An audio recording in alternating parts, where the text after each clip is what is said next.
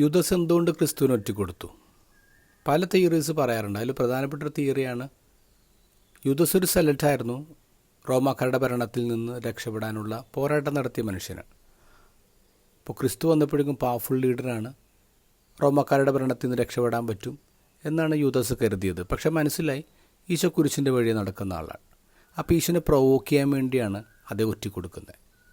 പക്ഷേ ഈശോ കുരിശിൻ്റെ വഴി തന്നെ തിരഞ്ഞെടുത്ത് മരിക്കുകയാണ്. അവിടെ കുറ്റബോധം വന്നിട്ട് യൂദാസ് കെട്ടിത്തൂങ്ങി ചാവാണ്. ഇതൊരു തിയറിയാണ്. പക്ഷേ ഇന്നത്തെ ഗോസ്പലിൽ കൃത്യമായിട്ട് എന്തുകൊണ്ട് യൂദാസ് ഒറ്റിക്കൊടുത്തു എന്ന് പറയുന്നുണ്ട്. പ്രധാന പുരോഹിതന്മാരുടെ അടുത്ത് യൂദാസ് എന്നിട്ട് ചോദിക്കുന്നത്, ഞാൻ അവനെ നിങ്ങൾക്ക് ഏൽപ്പിച്ചു തന്നാൽ എനിക്ക് എന്ത് തരും? 30 വെള്ളിക്കാശ്. ക്രിസ്തുവിന് ഒറ്റിക്കൊടുക്കാനുള്ള വഴികൾ തേടുകയായിരുന്നു.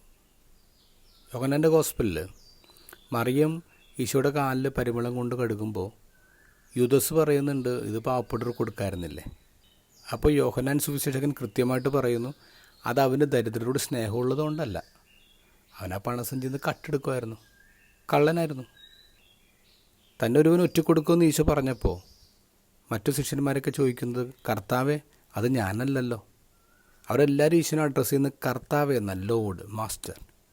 പക്ഷേ യൂദാസ് മാത്രം ഈശോനെ അഡ്രസ്സ് ചെയ്യുന്ന ഗുരു, അത് ഞാനാണോ? മാസ്റ്റർ എന്ന് വിളിക്കുന്നില്ല, റബ്ബി എന്ന് വിളിക്കുന്ന യൂദാസ്. കാരണം എന്താ?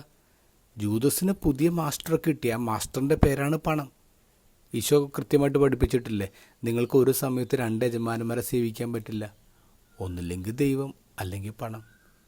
അപ്പോൾ യൂദാസ് ഓൾറെഡി പണത്തെ മാസ്റ്ററാക്കി എടുത്ത്. പണത്തോടുള്ള സ്നേഹമാണ് എല്ലാ ഈവിളിൻ്റെയും കാരണക്കാരൻ.